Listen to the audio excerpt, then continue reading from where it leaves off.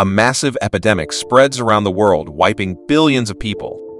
To preserve humanity, the only survivors are put into a cryogenic deep sleep just to wake up 1,000 years later and find their world filled with monsters and chaos. In the city of New York, there is a sense of serenity as its inhabitants go about their daily business. But it is quickly shattered when a lady falls from a very high building, crashing onto the road. But instead of the typical horrific bloody view, they see dust as if the lady was a statue. In an emergency session, the World Health Organization reports that it has identified a new virus, which they are calling Medusa. The virus causes an individual to turn into a solid, stone-like corpse. It is also revealed that the infection has an incubation period of 30 to 60 days, after which the fatality rate is 100. Overnight, the nation's borders are flooded with refugees trying to flee the country. The United Nations Security Council declared a global state of emergency. Vega, the CEO of the major chemical manufacturer Venus Gate, announces a shocking plan at a company press conference. He says that his time for his corporation to fulfill its duty to society and unveil the top-secret project they have been working on. The project is known as Cold Sleep. After that announcement, the USA decides to hold a meeting, stating the virus must have been created by Vega's company. The disease quickly spreads, becoming a global epidemic. The project Cold Sleep starts running, and 160 randomly chosen people are transferred to a cryogenic center in Scotland and will fall into a deep sleep until scientists find a cure for the virus. One of the chosen is our protagonist, Kasumi. She is quiet and reserved and is devoted to her sister, Shizuku, who is accompanying her and has been infected with the virus. Kasumi and her sister move into a cold sleep building alongside others. Shizuku is very excited by everything and offers her card to the receptionist in charge. Kasumi is told to stretch out her left hand. The receptionist puts a bracelet on her wrist, informing her that only people wearing the bracelet can go further inside. Kasumi attends the orientation led by Vega, the inventor of the cold sleep process, introducing them to the Alice system. Alice is the most cutting-edge artificial intelligence control system ever devised. The system has been designed to perpetually monitor and maintain the health of all the patients, as well as the castle itself, and all peripheral equipment. Calculations show that Alice will continue serving the patients for over 100 years. Vega says that Alice has been programmed to protect everyone wearing a bracelet. Even during the orientation, Alice has been literally stalking their health, mental state, and immediate surroundings. Kasumi checks her bracelet, and we see some scars underneath it, revealing that she has depression. Kasumi considers not going through the slumber because she will be alone for 100 years without her sister. The girls are arguing outdoors because Kasumi does not want to sleep alone, so despite her sister's obvious sadness, she tells her that she believes they will someday meet again. The appointed time arrives, and all the patients are directed to deposit their belongings as they aren't allowed in the chambers. Only glasses and hearing aids will be allowed inside the capsule chamber. All the patients change into comfortable clothing and are injected with a microchip as part of the cryogenic process. A large room opens, and they all go in. It is their destination, the cold sleep chamber. Kasumi does as instructed and gets into the cryogenic chamber while leaving her glasses on the tray alongside the bed. They are all put to sleep, and bed pods are closed and moved into the pod enclosures. A series of gunshots awaken Kasumi and the others, and they see that their capsule is open. She puts her glasses on and sees the place covered by vines. They get down from their beds and wonder if the cure has been found and how many years have passed. Someone calls their attention to someone else lying on the ground. Kasumi tries to get down as a mutated bat flies in her direction, knocking her off balance. She slips down to the capsule below hers, and then further down until she is rescued by two men, saving her from serious injury. As she regains herself, masses of scary and devilish-looking bats begin to flood the room. The bats begin to attack their faces and bodies, and blood splashes in all directions. A man signals to all of them to get into the elevator. As she makes for the elevator, Kasumi runs into a man. She tries to help him, asking if he is all right, but he pushes her aside, ignoring her. Another lady finds a little boy looking lost and asks if he is all right, but he seems rather amused by everything that is happening. She takes him, and runs with him toward the elevator. On reaching the elevator, the group finds it does not open as they had hoped. They swear loudly at it in distress and desperation. The bats will not stop attacking. The elevator doors finally open, but there is only a deep chasm, and those closest to the edge find themselves falling to their death down the elevator shaft. The bats are still attacking the surviving patients, but fortunately, someone finds a door to a small room into which they all crowd to escape. Out of the 160 participants, only 7 men managed to reach the small room and stayed alive. Kasumi, Marco, Catherine, Peter, Tim, Ron, and the old man. The group tries to understand everything that has happened. They deliberate on how to move forward as a strange sound is heard. They all bind their bare feet with pieces of cloth to avoid injuries from the vines. Kasumi wonders why Marco, the jacked-up criminal, looks so familiar. The group quickly comes to a halt in a waterlogged area. They are besieged by a creature who detaches the head of the old man. The others are horrified and then take to their heels to save their lives. They are chased into a tunnel. Kasumi is nowhere to be located, according to Catherine. Marco searches for her and discovers her unconscious under the water. He then saves her with the assistance of Peter. The little boy is terribly excited as he says they have beaten stage 2 of his game. The group discovers that they are encircled by a dozen demon saurus. They flee for their life as Marco tries to slow the creatures down. They arrive at a semi-open gate, find some rifles, and blow out the monsters, but to their surprise, the monster corpses turn into dust, revealing they also got infected by the Medusa virus.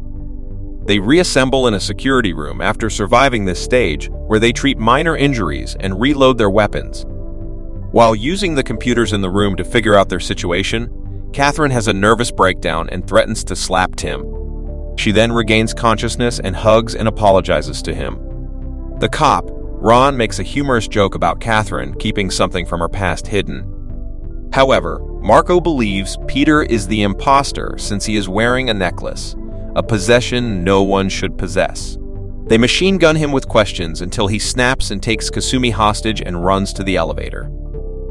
In the elevator, Peter makes an interesting remark, asking what is she, explaining that he saw her in his dream after the cold sleep began. Kasumi ends up falling asleep, and we get to see about her past. Her parents passed away due to the virus, and she freaked out, destroying the house after finding out she and Shizuku got also infected by it. As she's about to wake up, she sees her sister lose her head, turning into stone. She wakes up and looks about to her surprise. It's Vega's lab. She notices several previous monsters in water tanks, each with a tag indicating that they are samples. She continues on and overhears Marco and Peter conversing. After Marco has left, Peter informs Kasumi that he is the creator of the cryogenic capsules. He also reveals that his work was misused by someone who developed everything and is currently monitoring them. He hands her a chip and tells her to tell the world the truth when she gets out. At that moment, they get attacked and Peter loses his life. The monster turns to Kasumi, but Marco enters the room and shoots the thing. They run for their lives. However, the monster is chasing them relentlessly until they reach a dead end. Ron and Catherine suddenly appear and saves them, throwing cocktail Molotovs at the monster. The chip falls from Kasumi's hands and catches fire. The group reassembles and rests in a storage room. After Kasumi tells them about him and Peter, they confront Marco's identity. He explained that he is a member of the British military, dispatched to investigate and blow up the building if he can prove that Vega designed Medusa as a bioweapon. However, something began slamming the door. It was the man himself, Vega. He reveals that a test subject became uncontrollable and escaped his grasp. The Cold Sleep Project is simply a research project to learn how to influence dreams and make them come true. They ascend through a hidden path, and Vega recounts how it all began. A meteorite struck a Siberian village 8 years ago, except for one girl. All of the occupants died of an unexplained sickness. They suspected a virus, but the problem was a bloodthirsty beast. Vega's soldiers engaged it and brought it down in a hail of shattering bullets. This strange monster is a cross between a serial killer monkey and a Mewtwo. They discovered that our biology did not apply to the creature after examining it. Further investigation reveals that the creature was fabricated by the girl's mind, making a link between the girl's small demon monkey and Medusa. He leads them to a chamber where the little girl called Alice, who has supposedly passed away but her consciousness lives on as an AI. Vega tries to eliminate himself, but Kasumi and Marco stop him and demand he take them to the out-of-control test subject, as Kasumi suspects that it's her sister, Shizuku. However, foreign vines broke through the ground, revealing a monster. Everyone flees except Marco, who remains to fight. However, just as he is ready to enter the afterlife, Ron stabs the monster with a sword before turning into stone. Alice takes over Tim's body and leads them to a dead end, stating she is safeguarding the appropriate host as part of her job. The crew determines that jumping into the rising water is their only option for survival. They make it outside the castle and discover it is surrounded by thorns. Kasumi rushes up the hill where she last saw her twin sister and notices a camera on the ground. She switches it on and views a video of her sister suffering a seizure. She recognizes that the thorns are the result of her sister's fantasies. She hurries back to the castle, and Marco attempts to stop her by telling her that her sister is no longer the girl she remembers, but Kasumi refuses and proceeds to enter the castle. Marco enters the same room where Kasumi is, and when she asks if Tim and Catherine are all right, he says he doesn't think so. He resolves to assist her in finding Shizuku, and the two rush to the suspected location. When Marco and Kasumi arrive at the facility, Marco begins to get visions of his sister, the same girl who jumped off a skyscraper in New York. She begins hitting him, exposing herself to be Alice, who has taken control of his mind. She informs him that Medusa is a type of mental infection. It primarily infects persons who have experienced trauma, as their minds are vulnerable enough for the virus to take control. Marco begins to analyze the circumstances and comes to the conclusion that she is influencing his awareness via the chip Team Venus gate put into the volunteers' necks, so he shoots himself in the neck, snapping back to reality. He succeeds to shut down Alice's system, but receives a hefty hit to the stomach in the process. Meanwhile, Kasumi is dealing with Alice's delusions as well. She begins conversing with a thorn-based Shizuku clone, who encourages her to go and enjoy a happy life. Kasumi rejects and insists on speaking with her sister.